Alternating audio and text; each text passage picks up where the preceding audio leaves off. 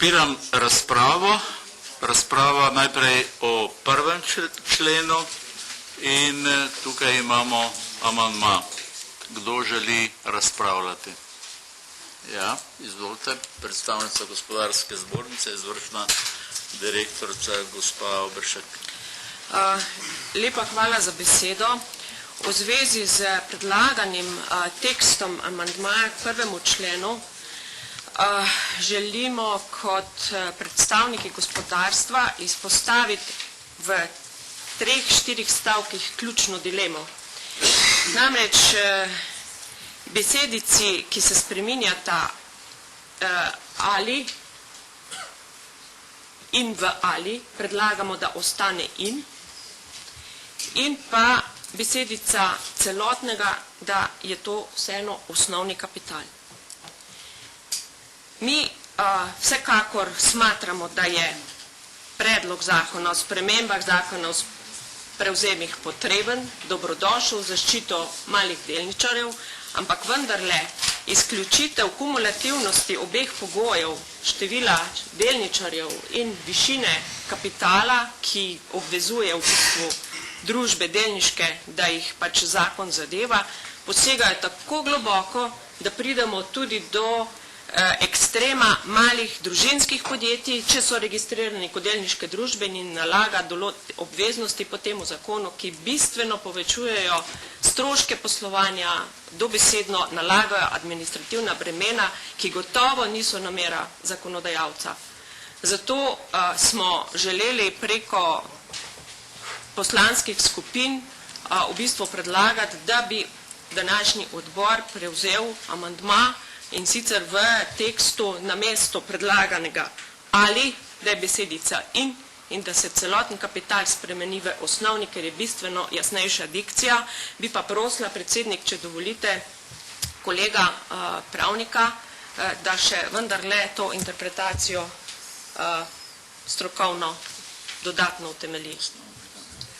Je pa gotovo to strokovno zelo zahtevno področje in poskušamo biti pa čim bolj jasni. Hvala. Izvolite. Ja, hvala.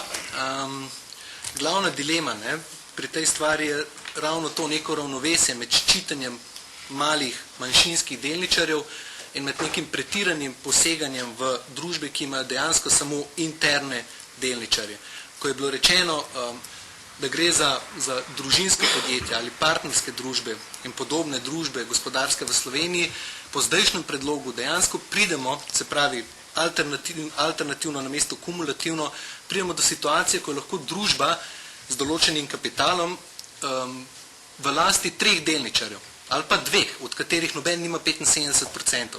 In zakon o prevzemih je pisan za javne družbe. Javna ponudba je institut za javne družbe in dajanje javne ponudbe, upletanje ATVP-ja, ponovno še revizorja, BPH-jev v ponudbo, ki je namenjena parim ali pa enemu človeku, bo neka, ne samo, da ne bo primerno, dobesedno farsa bo to. In zato je bilo že takrat, ko se je, logično je, da direktiva tega ne zahteva, tudi druge države članice tega nimajo, ampak mi podpiramo to dodatno vključitev nejavnih družb zaradi privatizacije in trenutne delničarske strukture, ampak treba je pa najti rešitev, ki bo funkcionirala v praksi. To je glede alternativnosti, kumulativnosti, glede kapitala. Celotni kapital je načelno opredeljen v SRS-jih in v ZGD-ju v 65. členu, s tem, da moramo vedeti, v celotni kapital pride tudi dobiček, se pravi čisti dobiček poslovnega leta in nerazporejeni dobički. Kaj se lahko zgodi? Neka družba je nejavna, v konec leta prikaže nek dobiček in ne, da bi se spreminjalo osnovni kapital, kapitalsko strukturo ali delničarsko strukturo, kar naenkrat postane javna. Se pravi, ob neaktivnosti popolnih delničarjev te družbe se narava te družbe in razmerja med njimi zelo spremenijo. In to ni dobro z vidika pravne varnosti teh ljudi, ki bodo lahko pogosto dejansko v zmoti glede tega, kaj pravzaprav za njihovo družbo velja. In tukaj ne vidimo neke bistvene dodane vrednosti spremembe iz osnovnega kapitala, ki je relativno fiksna postavka v neko zelo, zelo fluidno postavko celotnega kapitala. Hvala. Vlada. Hvala lepa. Ne vem, če vas popolnoma razumem. Pravite, da zakon podpirate, hkrati pa niste za spremembe. Vaš predlog, da ostane kumulativni pogoj, besedica in da se celotni kapital zamenja v osnovni kapital, to je obstoječi zakon. 1 milijarda je približno 4 milijone evrov.